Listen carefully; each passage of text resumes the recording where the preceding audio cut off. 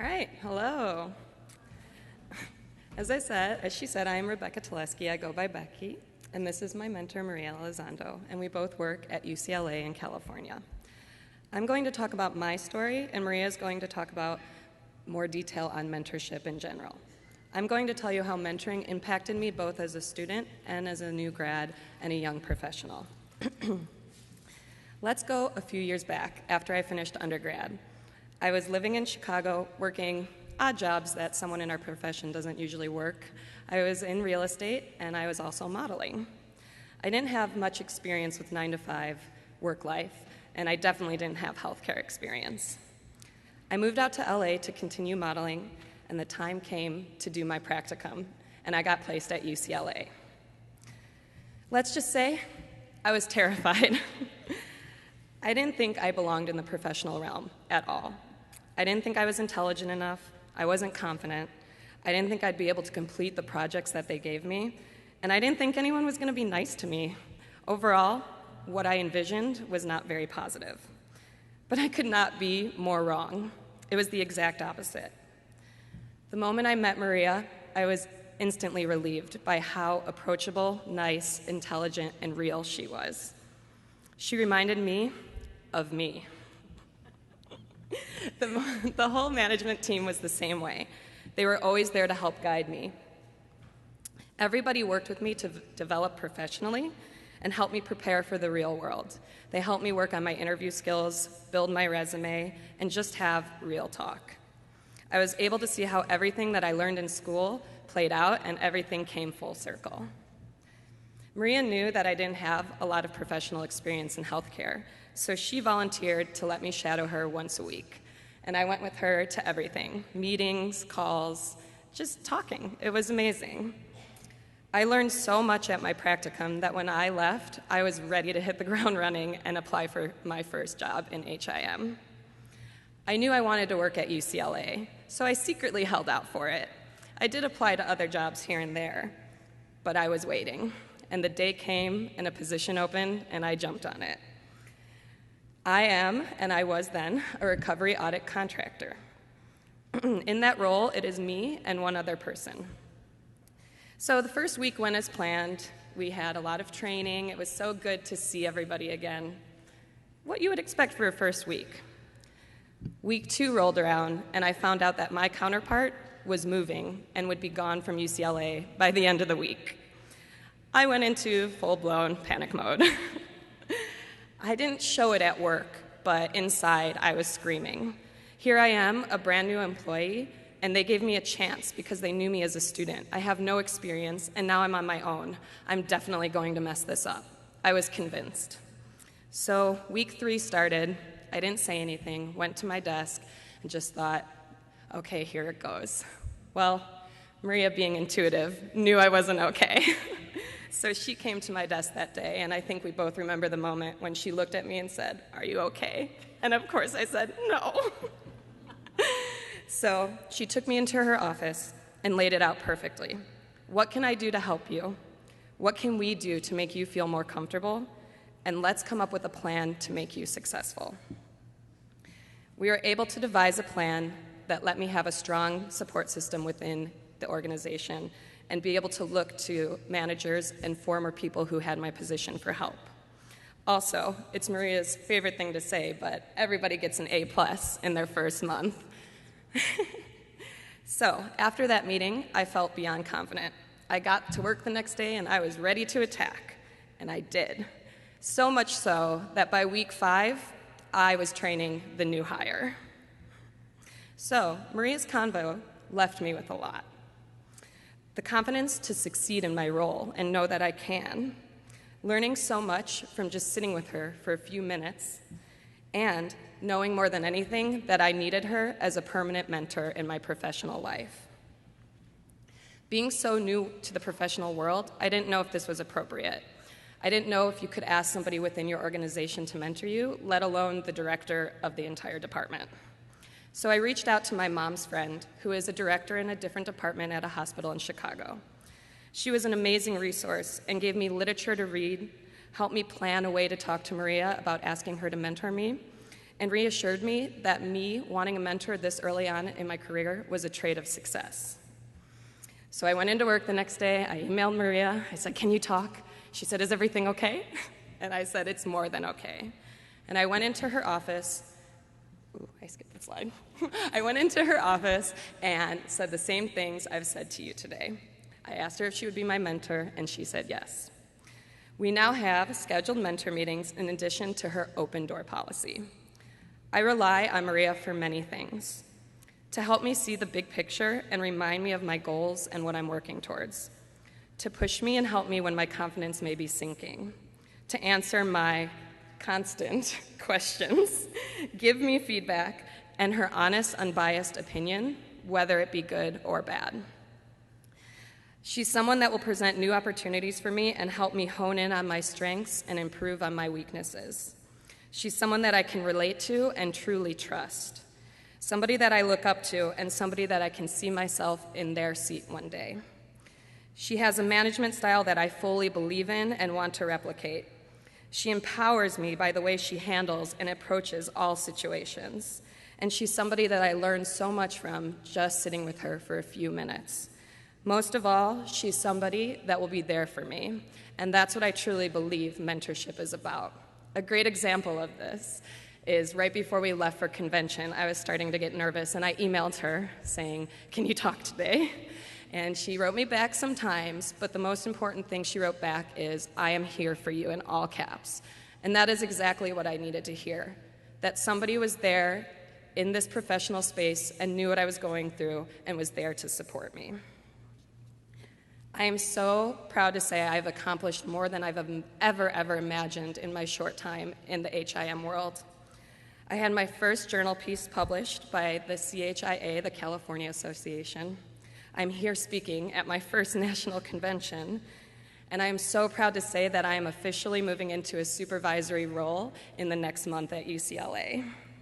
I also have a mentee who's in her last year of school, so I'm helping her prepare for graduation and her RHIA exam. It's really nice to be on both sides of the spectrum.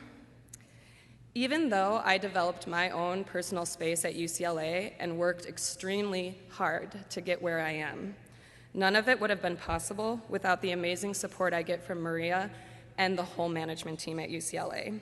They are always there to help guide and coach me, and most of all, be my friend. I encourage anyone who feels like they need a little guidance to reach out to a mentor. It doesn't have to be professionally only. It could be for any area of your life. Think about this. Sometimes an obvious solution isn't so obvious without an outside perspective.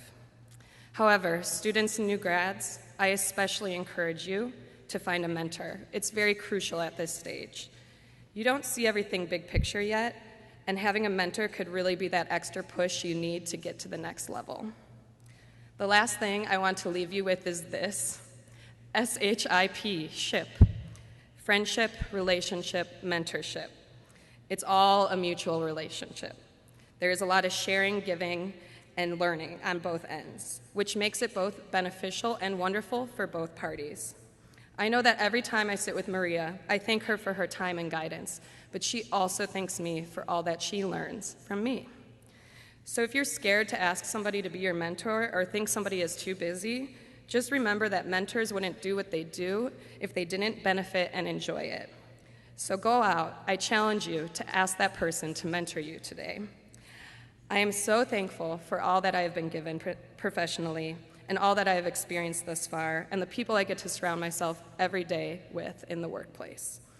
Thank you so much for letting me share my story, and now I would like to turn it over to my mentor, Leah Elizondo.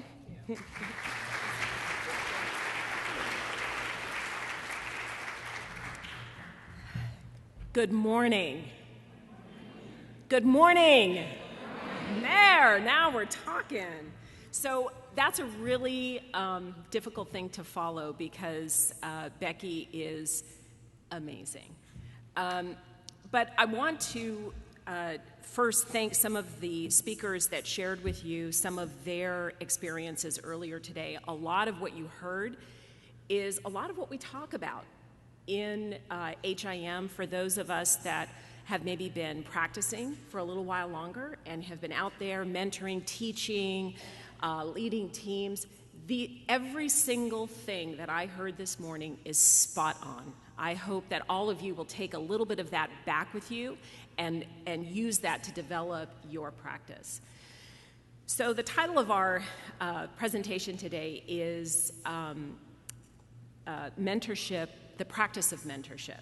And I just want to start off by saying that one of the things that I'm very passionate about is leadership, and how we each individually and together develop our own leadership within the HIM profession. And we also heard a little bit about what the AHIMA Foundation is doing in terms of developing leadership practice and developing new and current HIM professionals for leadership roles within the healthcare continuum. So they sent us a few questions to focus on in order to prepare us to provide you with sort of our takeaways and our experiences in this mentorship space. And I just wanted to share with you a few things, a few thoughts. So first, caveat, I love to talk about HIM. I love it, love it, love it. I could go on and on, but I was told I only get 15 minutes, so I'll try to keep it brief. Just forewarned, just so you know. So why did I want to be a mentor? How many of you remember the ACE program? It's still with, AHIMA still has that program, the ACE, where you can sign up to be a mentor. Does that sound familiar to anyone? Well, we started this quite a number of years ago, and folks that were in the HIM profession were encouraged to sign up, and they could have students or other HIM professionals who needed mentors link up with an HIM professional through the AHIMA site. And so I've been mentoring students and young professionals for quite some time. And I'll be very honest with you, the reason that I enjoy mentoring or that I like to mentor, number one, is to give back. I view mentorship as an opportunity to coach new professionals, because I'm not going to be a director forever. And I want whoever's coming in behind me to have those skills that I know today and maybe in the future are going to be critical. So I want to mentor people. I want to coach you. I want to give you the tools, the information, and all of the advantages that I have and that I've learned over my career.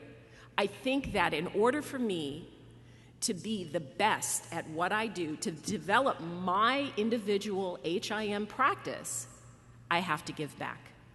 That's the only way that I can help the membership and help not just at a local level, but at a membership level as well. So I take that very seriously. And I know that there are plenty of other HIM professionals that do the same. There's lots of mentorship going on, and it's just a critical component to being in this profession. Right? I heard someone a couple of speakers ago talking about how we have to educate others on what we do. If you're going to be an HIM professional, you just have to get used to that notion. You're going to be telling people what we do. And it's even beyond that elevator pitch. It's really talking to senior leadership in a way that is meaningful so that they understand that what we do is not about filing anymore, okay? We are not record librarians anymore. Our HIM practice is so diverse, and it's exciting. Like, I'm getting chills right now. Seriously, I'm getting chills. So I wanted to talk a little bit about who mentored me. I always say this when I go to my component local associations and I talk to students. And I'll be very honest with you, I had an advantage. I am the daughter of an HIM professional. So I was, mom's convention buddy, and I would go to the state conventions, and she would introduce me around. And I learned very, very early the value of that. Not just, I know all these people, but that I got to understand and really talk to them about why they were in the profession and what they enjoyed about it and why it mattered to them and their families. Some of the folks that I've gotten to know are the first professionals in their family. They're the first ones with a college degree. They're the first ones to work at a level in a business environment that can't be matched. I mean, we need to understand what that does to individuals and to families and how that lifts them up. I just find that to be incredibly empowering. And getting chills again, so this is number 2 chill time. And then, you know, I got my credential kind of in a roundabout way. I was actually working at UCLA Health at the time, and I started out, I was scheduling appointments in the clinic, and, you know, Mom was pushing me, well, go get your RHIT, go get your RHIT. Okay, Mom. So I did, and I was at East Los Angeles College. Anyone know about East LA? No? Yeah, okay, we got a couple out there. So I went to East LA College, and Leah Davidson was the chair of the Health Information Technology program at East LA College, and she was amazing. So she was a mentor to me. I'm lucky to say that my mother was a mentor to me, but there are also a number of just amazing HIM professionals in my career, and even non-HIM professionals. I worked with a nurse in my career who taught me some things. One thing that Becky mentioned was everyone has an A. And when I started working with her, I remember my first week, I was also very nervous, believe it or not. Yes, I was. And she had given me a project, and I wasn't sure how I was going to do it, and she said, look, everyone gets an A. Y'all start with an A. I see your resume, and I know you can do the job, but I don't have any other information, so you get an A. It's up to you to keep it. And that always stuck with me. It was so simple, but it was powerful too, because I thought, cool, I got an A, but now I need to prove that not only am I up to that challenge, but I'm going to get an A+ and do even better.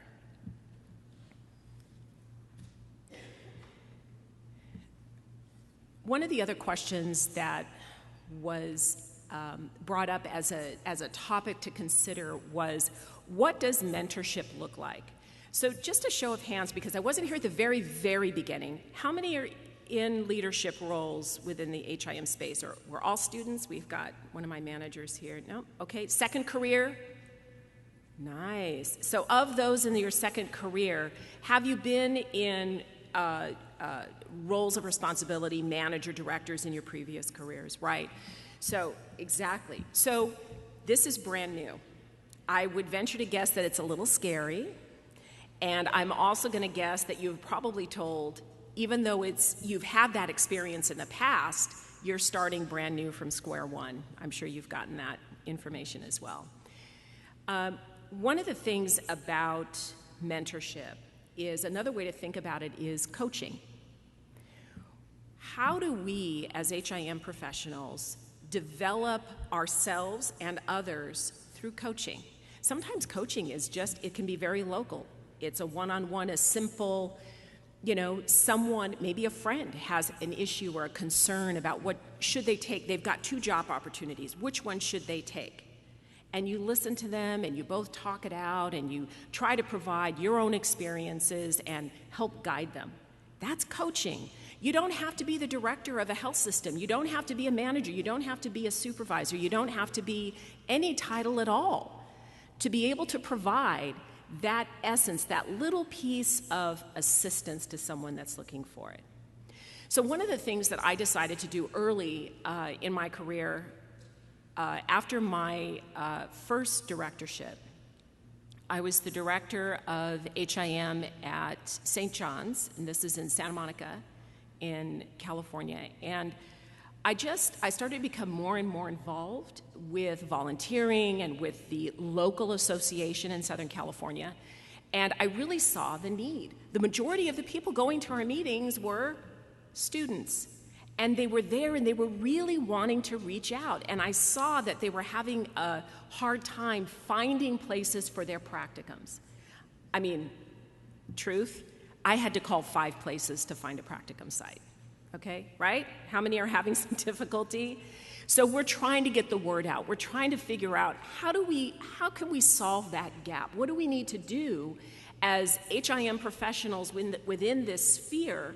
And because I'm in a position where I can actually make something happen, how can I take on that responsibility and again, give back and develop my practice so that I'm encouraging students and providing for them the opportunity for their practicum?